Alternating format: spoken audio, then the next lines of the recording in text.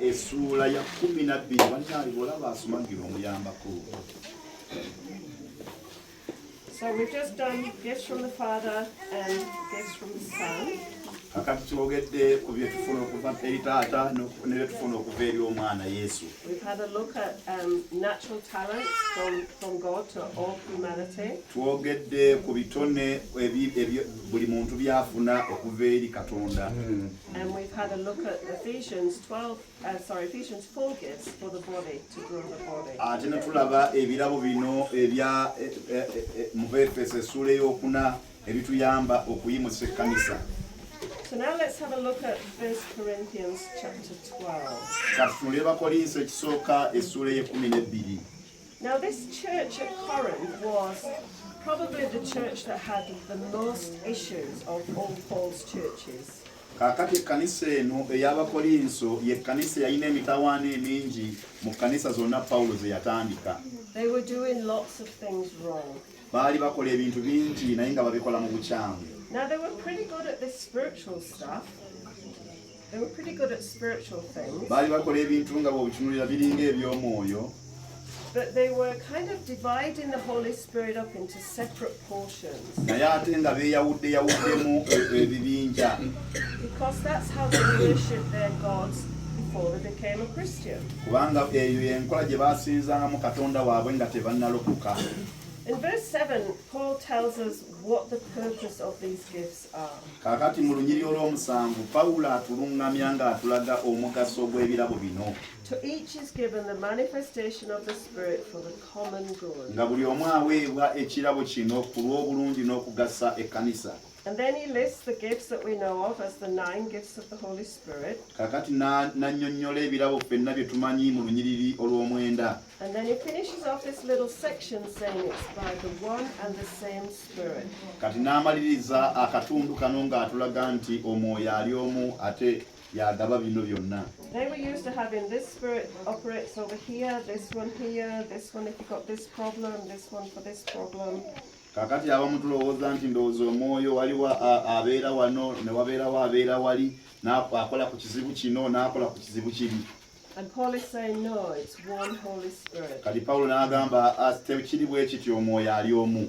Where is the Holy Spirit? Omwoyo omutukuvu aliwa. Where is he?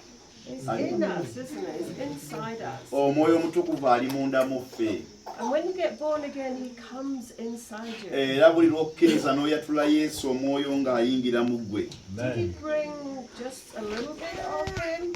Tajjako katonotono naye ajjira ddala mu bungi. Or did he bring the whole Holy Spirit? Oba bw'ajja ajja yenna ng'omwoyo omutukuvu.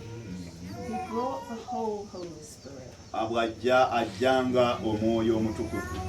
Now, churches have kind of struggled a little bit with this doctrine that they've got here. Kati ekkanisa erwana era erafuubana n'enjigiriza gye baafuna wano. Some churches believe that it's broken up, so you might have this one and you might have that gift and you might have that gift. Kati abantu balowooza nti omwoyo yakutulwamu nti gw'oyinza okuba n'ekirabo kino, olinaaba na kino, olinaaba na kino. And others believe that you get the whole lot, everything. Kati abamu ne bagamba nti ofuna byonna, mwoyo asobola okutuulamu n'obeera byonna. So, which is it? So the Holy Spirit comes in, these are his gifts. These are the attributes of how the Holy Spirit is made up. Kaakati This is how the Holy Spirit manifests himself. Kaakati bw'atyo omwoyo omutukuvu bwe yeeyoleka. And I think it will help if we don't try to separate them into little tidy boxes. Kaakati kijja tuyamba nga tetuyigenze nga twawulayawula ne twetematemamu akaboofu ono ali muno n'ali muno n'abeera nga tuli kimu. So what is the purpose? We've read that. It's for the common good. Mugaso ki ogw'ekyo tukisomyeko nti ku lw'obulungi bwaffe. What's the purpose of the fivefold? To equip the body. Mugaso ki ogw'obuweereza buno obutaano kuyimusa na kutendeka kkanisa. So if you were to join the army, Kaakati bwe weegatta ku ggye, you would go through a series of basic training. bakuyisa mu bintu ebyenjawulo ebitandikirwako where you'd learn the basic things you need to know about being a soldier.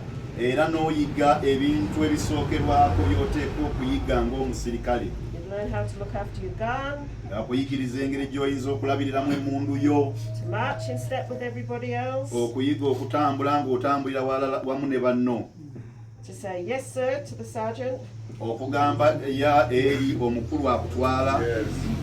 and after a while your trainers, the sergeant who's training you, after a short time the sergeant who's training Kakati you nga bamaze okuyisamu ebyo ebisookerwako kati omukulu atendeka n'atandika okutendeka. might look at, that person's really good at shooting. Kakati awo omukutendesi n'atandika okuvuna gamba oyo mulaba mulungi nnyo akuba emmundu. Let's give them a bit more training on how to be a sharpshooter. Fa tumwongereko okutendekebwa afuukire ddala omukubi omulaso alasa akasaale ow'akabi. And they start to recognize Sabaawa.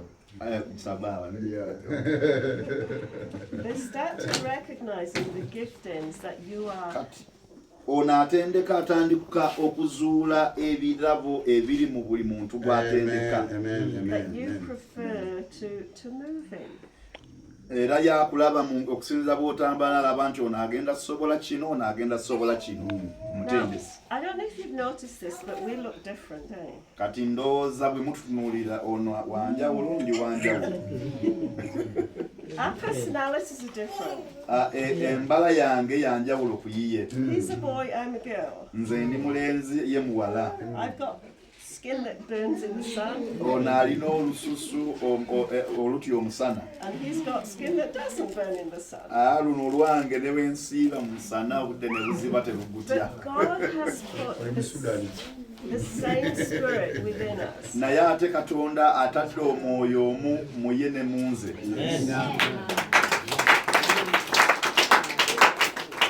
And we express that spirit differently. Era n'engeri gye twennyonnyolako yanjawulo ye bwe yennyonnyolako si nze. There are some things, we've been ministering together for a couple of weeks now, there are some things that we're very similar with.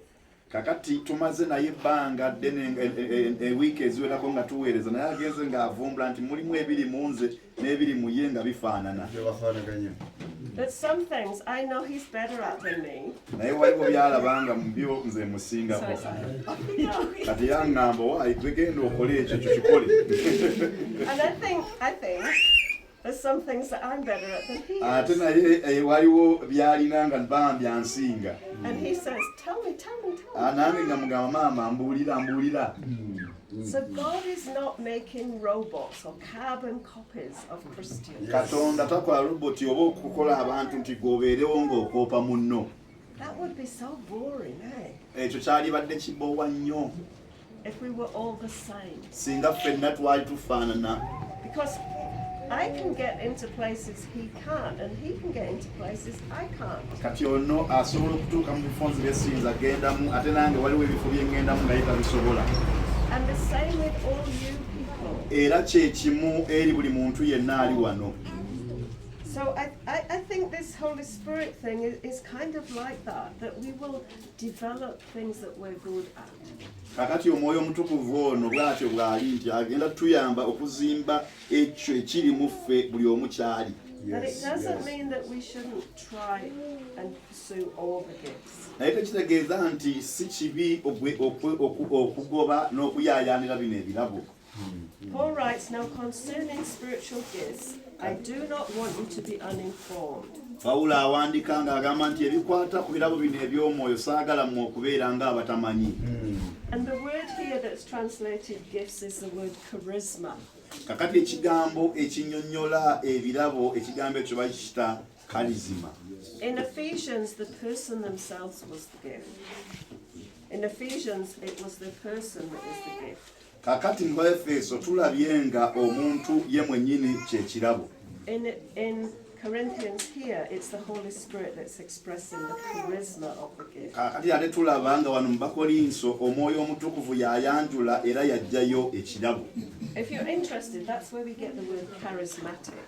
Bw'obanga ekyo kyagala ekyo kye kikusindika okubeera omukalizima. And Pentecostal comes from the Holy Spirit of tongues gift. Kakati ate banno abapentakoti bava mu kirabo ekyokwogera ennimi ez'omwoyo.